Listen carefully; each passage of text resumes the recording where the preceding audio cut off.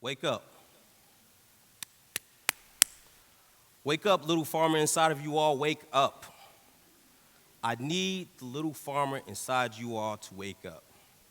Now, I'm going to bring your attention to a post that was on my Instagram back in 2021, and it's the quote that you guys read right now, but it's the caption that I want you all to see, because this is the catalyst for the narrative that I have today. So head nod to my friend John DeBarber that's in Toronto, but we made a song and his lyrics went, "Look, Mom and Dad, I'm on TV." But the irony for me is I'm not behind the camera. Now, this is the narrative all about how my life got turned upside down. How I went from the camera guy to this guy right now. And how the little farmer in me woke up and stood proud. See, I had this unfortunate opportunity. The opportunity? Well, I get to go to Jamaica. I get to go to the beautiful island of Jamaica in the middle of March. Man, and leave Kentucky and go to Jamaica? But the unfortunate part is I'm going to help my father bury his brother. Now, my dad had left Jamaica in 1979, and he had not been back to that side of Jamaica in 30-something years. So there's family members he hadn't seen, places that he hasn't seen, but because of the situation, he asked for me to come with him down to Jamaica, and we're going to bury his brother. Now, we fly into Montego Bay, opposite of Kingston, and we're in Mo Bay, and my cousin picks us up from the airport, and this is the first time I'm seeing my cousin now. And when I see my cousin, I don't know her, but she's shocked to see us, and she knows who we are. I had no clue. We drive an hour and a half south into the foothills of St. Elizabeth Parish, and man, it was a beautiful sight. I mean, we get to those hills, and we get to the view, and every morning I wake up and I see this view. Every morning, just like this. I look out and I see this view. But the first thing that we talk about when we get there is the food system.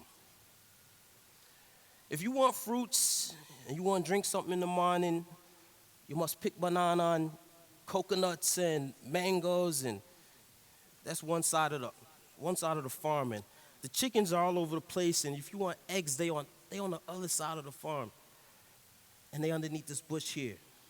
But if you want milk, we got to get things from the garden, provisions from the garden, and we got to walk a mile down in the new market and trade with people.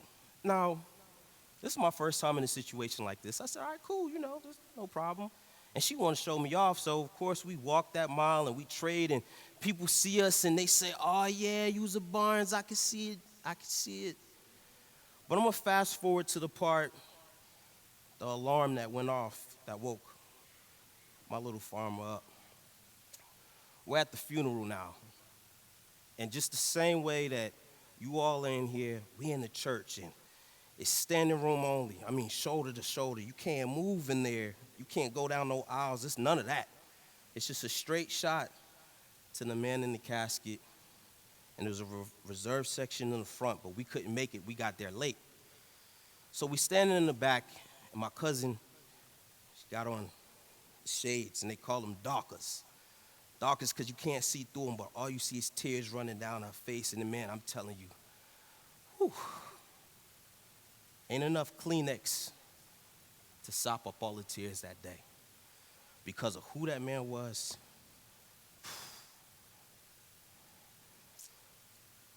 And the legacy that he had,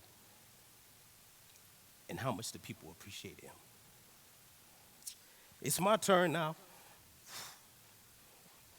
God, I said I wasn't going to do this part. So me and my cousin now, we walking down the island. And I'm telling you, I still feel it. Like right now, I feel it. I look into the casket, and if you never buried a parent, this is my moment. Because when I look in the casket now, I had to double take, and my dad is sitting over here, and he's crying. It's the first time I ever seen my dad cry. But when I look down, I'm like, woo. My dad and my uncle, they look so much alike. And it hit me. If they that much alike, and when we went into the new market and she said, oh yeah, you were Barnes, and my cousin seen me at the airport and she knew who I was, then I carry that same legacy too. It hit me all at once. I said, okay, well now, if that's who my father's father was and my father's brother was, my dad, of course, did the same thing. They on the same land. This is the same property they had from years back. Then, of course, this is who I am, too. I got to change some stuff. So when I tell my friends sometimes, hey, bro, I'm leaving you. You understand me, right? I get back to United States, and immediately I said, man, I got to change some stuff. I took my backyard from what you see there from spring to summer, immediately changed over.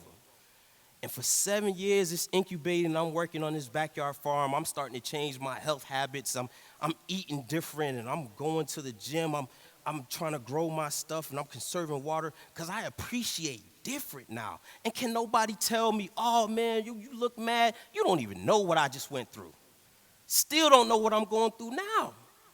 So you can't tell me how I feel, I know my legacy. I know my legacy. You can't tell me that. So 2020 happens to me, and then all of a sudden things change, and I lose my source of income, but I got my backyard farming. I said, you know what, with all these chickens and these eggs that I got, I started a group on Nextdoor. Nextdoor matures into people wanting to get eggs, and y'all know what the egg prices are looking like now. So I was ahead of the curve. Man, I lose my job, but it's all right. I'm out here working with nonprofit organizations, and I'm getting with this place and that place, and I'm meeting people, and I'm all over. Everybody you know me, I'm all over the place. Why? Because I appreciate different. Y'all don't understand it, but I appreciate different. You're not going to outwork me because I appreciate different. I'm there. I'm working with people. I'm putting on workshops. I'm with nonprofit organizations. I'm up and down USDA, this, school, that, anything to get people closer to food, because food access is important. Then I find out this crazy news. As much work as we doing here in Kentucky, Kentucky happens to be one of the hungriest states. How in the world are we an agriculture state, but still 9th hungriest states in America? We're number 9. And when it comes to food insecurity, there's 31,000 people in the Louisville metro area that's food insecure. And I'm explaining what that means. You got a job. You just over broke. So you working, you paying your bills, you doing all the essentials, but when it comes to that food part, you make a decision. And I'm gonna show you an example of what that means, like if you ever been to a college campus. If you ever seen that flyer when it said free food, free pizza, and you show up for that, when you show up for that and you just get the free pizza and then you wanna get out of here, that's what food insecurity looks like. Because you got enough money, but you can't qualify for federal aid. So now, what can we do? So what if we had all hands on deck? Could we change the food system just a tad bit? Food insecurity, we can change that. We can change it in the state. We might be able to change that in the city. And most importantly, we can change it in our neighborhoods. Here's some examples. Amanda Fuller with Lots of Food. She gets 3 properties in Portland neighborhood. She starts an orchard. She grows fruits, berries, vegetables, all the stuff. And she names her farm Lots of Food. Then you got Mario and Michael. Mario's somewhere here in the crowd. But they had a farm that they said, you know what, we got this property, we got the place next door to it. What if we start growing cucumbers and we take these cucumbers and we make pickles? But then when the pandemic happened, they said,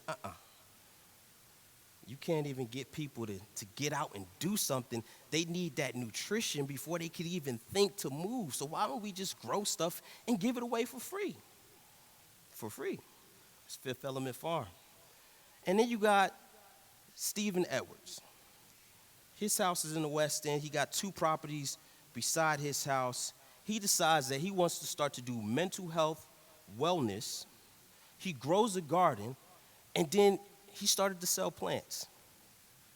Or really, his tagline is he's starting to sell hope. Hope Garden. You know, he's selling hope. I went from here to Atlanta, was at another TED Talk. That's what actually sparked my idea to say, you know what, we can talk about this here too.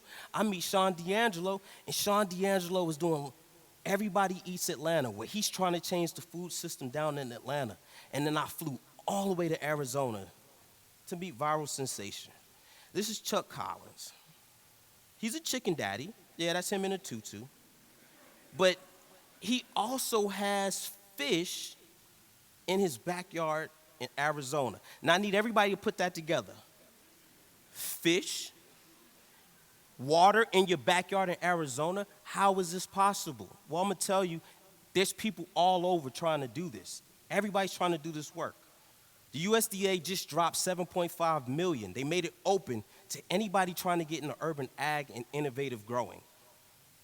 So if you have an idea that you want to try to implement, now is the time.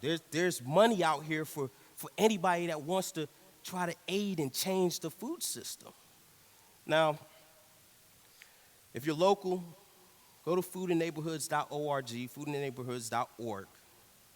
You can find other working groups. We got a $250,000 grant that we're working on right now to just work on the food system in Louisville. It's a planning grant. So we need everybody's ideas, your thoughts. Come and speak at these groups. We need everybody. Because, I mean, if you eat, this involves you too.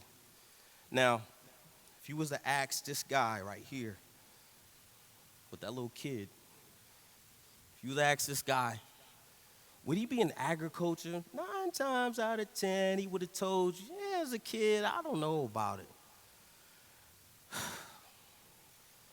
But then as a kid, everybody got dreams. It could have been possible. I would have been a farmer. Who knows? Thank y'all.